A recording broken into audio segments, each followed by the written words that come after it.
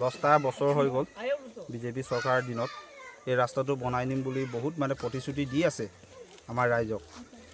এখন মোৰ নিজৰ কাৰণে বনোৱা নাই এই ৰাস্তাটো মানে মই বনাইছোঁ গোটেই স্কুলীয়া ছাত্ৰ ছাত্ৰী দিহিমুখ হাইস্কুললৈ যোৱা পথটি গোটেই মানে গাঁওখনৰ ইয়াতে হস্পিটেলৰ গোটেই মানুহবিলাকে ইয়াতে গুচি যায় আৰু ইয়াত মানে জেঠ মাহৰ পৰা ইয়াত পানীয়ে হয়।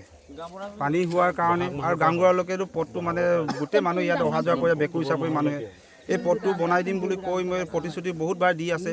এইখিনি চাই মেলি মই নিজে অনুভৱ কৰিলোঁ, মইতো খেতিয়ক মানুহ হয়।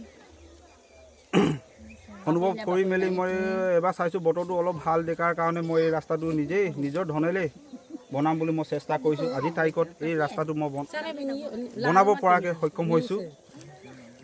এই আশাতে মই মানে চবকে অনুৰোধ কৰিছোঁ ৰাইজক এই ৰাস্তাটো বনাই দিয়াৰ কাৰণে মোৰ আশীৰ্বাদ কৰিব।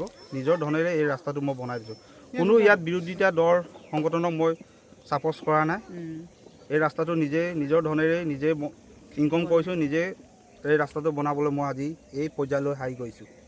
মহিলাসকলে গোটেই আমাৰ লাইবিলৰ কি কয় মিলি পটাৰ এই শালিকণ বেয়া হোৱাৰ কাৰণে 10 বছৰ হ'ল। 10 বছৰ হোৱাৰ পাছত এতিয়ালৈকে বনাই দিয়া নাই। মোৰ ঘৰখন এই মুখতে আছে।